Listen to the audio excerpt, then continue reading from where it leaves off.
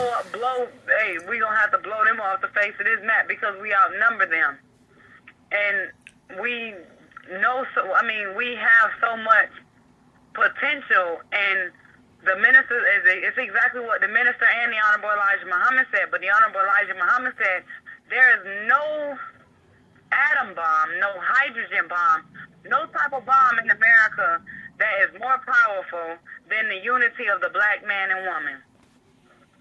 If we were to stop being so wanton and critical of one another, if we were to stop being so envious and jealous and bitter about one another, and if we were to stop being so the way that we are towards one another, I don't have to go into detail about one another, we were to stop and stop this Willie Lynch nigga syndrome and take out all of the differences that we have and to start trying to move forward on something that we can collectively come together for us to do, we would be much better people. And that's why I thank Allah in the person of Master Farad Muhammad for allowing the Honorable Minister Louis Farrakhan to ordain that auditing be used in the Nation of Islam as far as us, because regardless of if you follow the Church of Scientology or whatever the case may be, it's not that we're L. Ron Hubbard's followers or we don't believe, we don't necessarily believe what he taught, but we thank Allah that this man came up with a tool that helps us remove our aberrations. And what is an aberration? Aberration is an impediment, something that blocks us from reaching our full potential, something that happened in our past that caused us to keep having hurt and pain each time these ingrams are keyed in.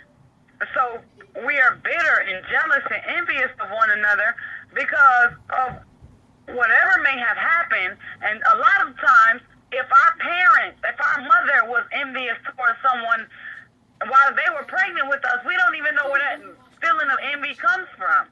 So that's why auditing is used for us to remove everything that is in our way, everything that is in our memory banks that is stopping us from becoming a clear individual. And that's why the Honorable Minister the Honorable Elijah Muhammad said that Master Farad Muhammad gave us 6 little words: accept your own and be yourself. Why? Because the slave masters and their children and Satan himself has made us other than ourselves. The way that we display our characteristics, Barack Obama said, oh, we're thugs and we're criminals. But how in the hell can we be thugs and criminals? If we're thugs and criminals just because we sell a little dope or we smoke a little reefer from here and there, or we might, vandalize some stuff or whatever the case may be, if we're the real thugs and criminals, tell me, is kidnapping a crime or is it not a crime? Because we were not in Africa looking for a way out of Africa. We were the kings and queens of Africa.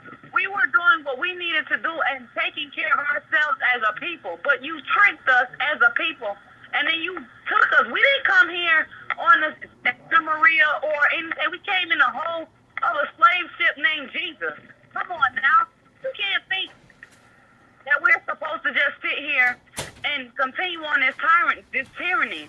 See, the difference between the young generation and the older generation, the prophecy is being played out for what it is, whether you want to see it or whether you don't want to see it. The generation 25 and younger is what the Honorable Minister Louis Farrakhan says, the Joshua generation. We're the ones who are going to go in and slay these giants, these so-called presidents and all these high-ranking officials. Why? Because we don't give a damn about what they're talking about. We don't care. We want them to lay down our life and die so that our children will be able to have something, where our children do not live under this tyranny and oppression, where our children are able to be able to walk freely among the earth and don't have to worry about it, because the earth don't belong to the British monarchy and America or none of these people. The earth belongs to the righteous. We just lend it out for a little while. And that goes back to the prophecy of the wicked husbandman. Allah sent prophet after prophet after prophet after prophet. You persecute them, kill them, slay them. And then now you have done the ultimate destruction. When he sent Jesus in as a prophet to you, Jesus wasn't a prophet to black people, but yet black people love him like there was no other prophet on the earth. and they came. Okay. You talking to me, sir? Yeah, you already. Okay. Oh, I'm sorry. My husband, I thought he was talking to me. Oh, But no, I was Jesus, dealing with a customer. I'm sorry. it's okay. But Jesus did not come as a prophet to black people. He did not come to save us or preach anything to us. He came for the Jewish people of his time. He was talking to them. He was talking to the people back then, and they were not us. But yet we love him so much. Why? Because what he taught to them is there to benefit us. What he taught them about freedom, justice, and equality. Jesus' symbol was not a cross. That's Satan's symbol. Why? Because Satan had you in the crosshairs. Satan used what looked like it could be right and used that what it looked like it could be right to make evil fair seeming. Exactly. He makes little devils. Satan is a devil maker. A little devil is someone who has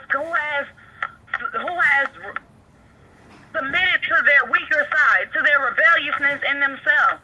But Satan is the one who is taking what seems right and making a person who want to do right, make them go into doing wrong. See, a lot of this stuff is subliminal. A lot of the stuff that's going on in the movies and everything, you look at it and you think, oh, it's just action figure. Oh, it's just this. Oh, it's just that. And you don't even see that they telling you what they doing right in your face. Right. You're not even looking at what's going on.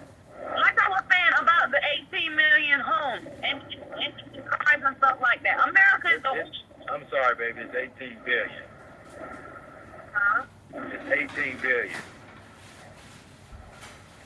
What is 18 billion, 18 million? It don't matter. It's too damn many of these homes that are not even occupied, and then yet y'all steady building condos and high rises on every other 2 or 3 blocks that you look around. And then you want somebody to pay $1,300 for a studio apartment. Right. That's tyranny. You mean to tell me you only pay $1,300 a month for a studio apartment, and I'm only making $10 or $11 a month?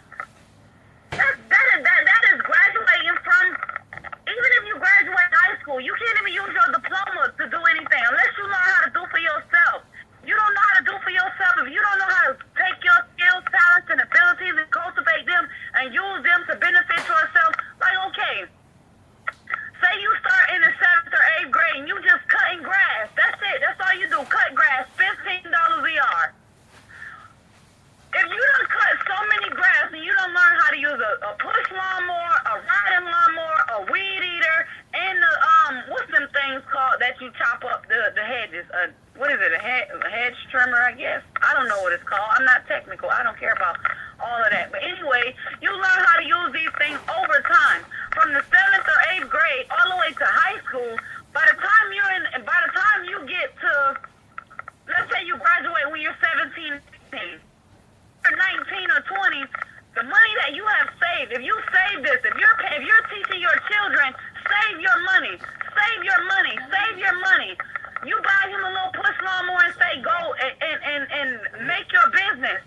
All of these customers that this child has in high school, this child can start his own landscaping business with just cutting grass by yourself. Why? Because that is a skill that he learned. For us as parents, we have to be willing to not only cultivate our own skills, talents, and abilities, we have to be willing to teach our children how to do for themselves at a young age.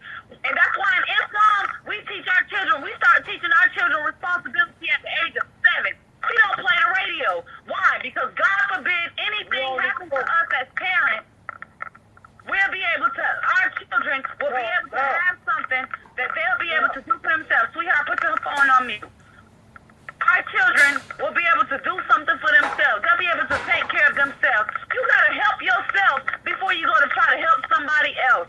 This is not hate teaching. This is not saying that we hate. Well, I hate America. I ain't even gonna lie. I don't care. Y'all can charge me. I said that. That's out of my own mouth. I hate living in America because this is something that I see that our people people can be doing so much better if we were to only unite and we were to decide to be separated. That's why I thank Allah that the minister has come in with this October 10th, 2015. He's going to Washington and he's stating justice or else. And I'm so, and it kind of upset me that I won't be able to be in attendance to go with him because I'm one of them ones who is ready to lay down and die for the betterment of my people. And if that's what it takes for my children to have a better life, then damn it, I'm willing to sacrifice whatever needs to be sacrificed. Because who is little old me, one person, to 25, 50, to damn near 40 million other black people who need our help. But all of us ain't going to be saved. Why? Because we want to be so busy in the club twerking, in the club talking about making it rain on the strippers. We want to be so busy doing this foolishness, and we're not taking the time to see what is going on with ourselves. We're not taking the time to see that these people have glorified a life of crime for us to be on this. They have blinded us completely, and it is time for us to wake up, or we will perish. Right. And like I said, y'all, there's passion, man. So to y'all sisters out there, y'all go on and tune in. We've been looking at the ratings. And we've been seeing that there's only a 1.8% of sisters. Y'all are the ones who are being mistreated the damn most. All right? It hurts you me sure want to tune in. Elijah Muhammad said 75% of his work is with the woman. Okay. And y'all not listening to this knowledge that's going to get you something. That's going to benefit you. You're not trying to get this information that's going to help you. Then you're going to perish. And that's sad. Right. I heard the whole thing last night. Yes, ma'am. And brothers and sisters, this is my beautiful sister. Sister Blondell, my children's godmother. She's wanting to tune in. And we thank Allah for all those who tune in because this is necessary and it should be implied to all, who follow the show, man, because it's terrible when you don't know, what's going on, and it's terrible also when you do and you still ain't doing nothing about it. Okay? Because, it ain't nobody's fault but your own. So you can't blame nobody else who's trying to share this truth with you. Because when it all hit the fan, you can't be talking about you ain't know. God gonna implement this to you in a vision from your memory.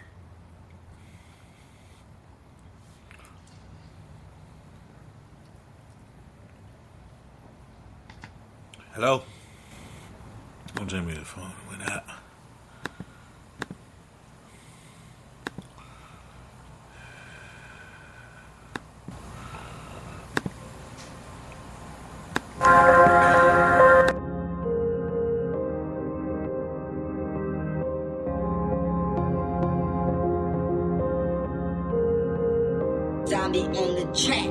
Funny how everything changed. Bitches I wanted to fuck are now on my bed, saying they love me. Don't let that get to my head, cause I know it come with the shit. I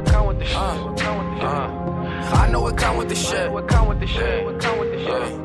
I know it come with the shit. Rappers was dissing, now they all ask for a song. They like, can we get along? Keep calling my phone. Damn, but I know it come with the shit. I know it come with the shit. I know it come with the shit. I know it come with the shit. I know it come with the shit. I know it come with the shit. I know it come with the shit. Me and my homie fell out. He said he down and he out. He claimed I made this amount, but my money mine. It's not his business to count. But I know it come with the shit. Damn, I know it come with the shit. I know it come with the shit. I know it come with the shit. Bitches ain't even respond to a nigga. Now they so quick to say hi to a nigga. Never was selfish with none of my niggas. They ever need something, provide for them niggas. Would die for them niggas. Right. Lay down my life for them niggas. Went through some trifling conditions. Never thought that I would ever get big. Never thought that me and MJ would fuck. But fuck it, we did. Yellow Bone 2 exit right off the list. Why would you think that this shit is a game? Since day when I put my whole life in this shit. Every night writing this shit.